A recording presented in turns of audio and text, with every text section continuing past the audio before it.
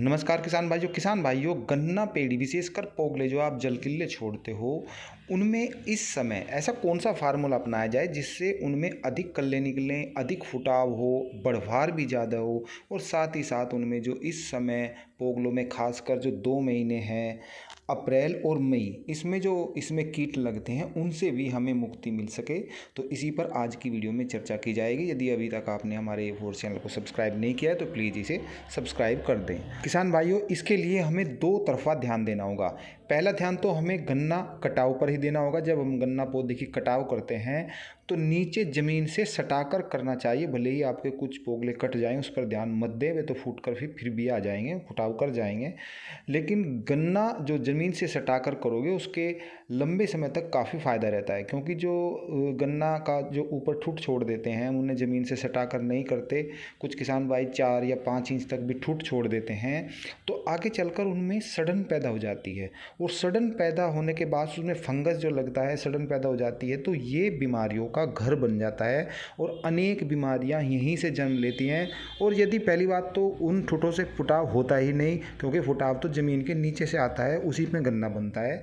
उसमें से अगर फुटाव हो भी गया तो वो ज़्यादा बढ़वार नहीं करता, वो तो न के बराबर ही करता है और उसमें सूख कर उसमें जो फंगस लगती है उससे हानियाँ होती हैं। तो एक तो आपको बात ध्यान रखनी है कि जब आप गन्ना पौधे का कटाव करें तो वो ज़मीन से सटा कर करें।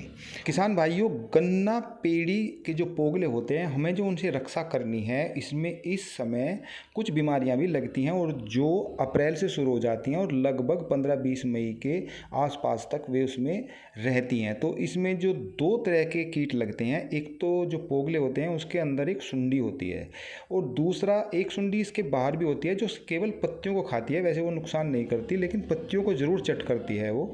और दूसरी जो सुंडी उसके अंदर रहती है वो उसे अंदर से नुकसान पहुंचाती है। पोगले जो होते हैं उनको अंदर से नुकसान पहुंचाते हैं। तो 2 चीज़ें तो ये हुई, इनसे हमें रोकथाम अब फिलहाल करनी है। दूसरा है फंगस। जैसा कि मैंने बताया भी है कि जो ठूठ होते हैं उनमें फंगस हो जाती है और जो ठूठ नहीं भी होते वैसे भी हमें फंगस से अपनी गन्ना पेड़ी को रक्षा करनी है। और चौथी जो चीज़ है, हमें अपने उस गन्ना पेड़ी में फुटाव पर ध्यान देना है, यानी कि ज़्यादा कल्ले निकले तभी तो हमारी गन्ना पेड़ी अच्छे से बन पाएगी। तो इस पर भी हमें ध्यान देना है। तो 4 चीज़ों पर ध्यान देना है और 4 चीज़ों पर ध्यान देने के संबंध में ही हमें एक स्प्रे मारना है अपनी गन्ना पेड़ी पर जो सस्ता पड़े और चारों तरीके से वो काम भी करे। किसान भाइयों, जो 4 बिंदु मैंने बताई हैं, फंगस है, सुंडी है, पत्ती काटने वाला कीड़ा है और फुटाव है, इन पर जो हमको ध्यान देना है उसी के संबंध में मैं आपको एक बेहतरीन डोज बता रहा हूँ। इसमें एमिडाक्लोप्रिड ये आपको 100 ml लेनी है। दूसरा कार्बेंडाजिम 100 ग्राम लेना है और ईथरल 20 ml लेना है और 1 kg NPK 19-19-19 या 20-20-20 ले लेना है और इनका 300 लीटर पानी में घोल बनाकर आपको 1 एकड़ में स्प्रे कर देना है। और स्प्रे करते समय आप ये ध्यान रखें कि खेत में नमी होनी चाहिए और उसके 1 हफ्ता बाद आप दूसरा पानी लगाएंगे तो आप देखोगे कि आपके जो गन्ना पेड़ी है उसमें ज़बरदस्त उछाल आता है और उसमें हरापन आता है और साथ ही सभी कीटों से आपके गन्ना फसल को मुक्ति भी मिल जाती है। किसान भाइयों, इसमें आप ये भी समझ लें कि जो ये डोज बताई इनका काम आखिर क्या क्या होगा। तो इसमें जो एमिडाक्लोप्रिड है ये इसमें जो गन्ने का जो पोगला है इसके अंदर जो सुंडी मैंने दिखाई है बताई है उसको ख़त्म करेगी, जो पत्ती काटने वाला कीड़ा है उसको ख़त्म करेगी और जो कार्बेंडाजिम है जो भी फंगस जनित बीमारियां हैं उसको ख़त्म करेगी और जो ईथरल है ये फुटाव में ज़बरदस्त काम करती है। 20 ml, इससे ज़्यादा है ये आप प्रयोग न करें वरना इसका नुकसान भी हो जाता है। और NPK जो है वो 3 चीज़ें इसमें है, नाइट्रोजन भी आपके पौधे को मिलेगी, फास्फोरस भी मिलेगा और पोटास भी मिलेगा। तो कुल मिलाकर ये कंप्लीट डोज है और इसका बहुत ही अच्छा रिजल्ट आएगा। और जब भी इसे आप लगाएं तो खेत में नमी होनी चाहिए और उसके ठीक 1 हफ्ता बाद आप दूसरा पानी लगा देंगे तो आप अपनी फसल में देखोगे कि ज़बरदस्त उछाल आता है, गहरा हरापन आता है और सभी कीटों से आपकी गन्ना फसल को मुक्ति मिल जाती है। अब मैं आपको बताता हूँ दूसरी डोज। उसमें आप 500 ml क्लोरो साइपर लीजिए। इसमें 50% क्लोरो आती है और 5% साइपर आता है। दूसरा ले लीजिए आप कार्बेंडाजिम 100 ग्राम, ईथरल 20 ml और इसमें 1 kg NPK, यानी कि ये डोज लगभग वही है, बस इसमें एमिडाक्लोप्रिड की जगह क्लोरोसाइपर लिया गया है।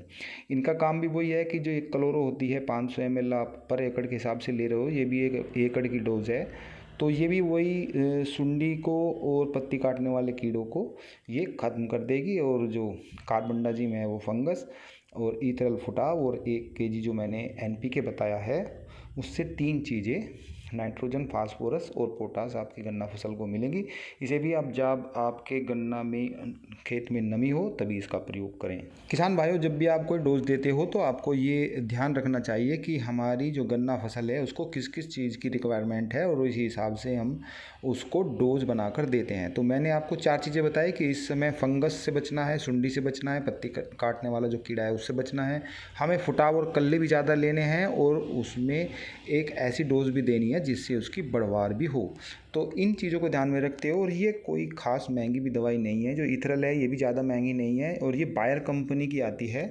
इसको आप ले लीजिए, किसी भी अच्छी दुकान पर ये मिल जाएगी। और ये क्लोरो और जो कार्बनडाजिम, NPK, ये तो किसी भी दुकान पर आपको आसानी से मिल जाती हैं। तो आप इनका प्रयोग कीजिए। फिर मिलते हैं एक ताज़ा अपडेट के साथ। तब तक के लिए जय जवान जय किसान।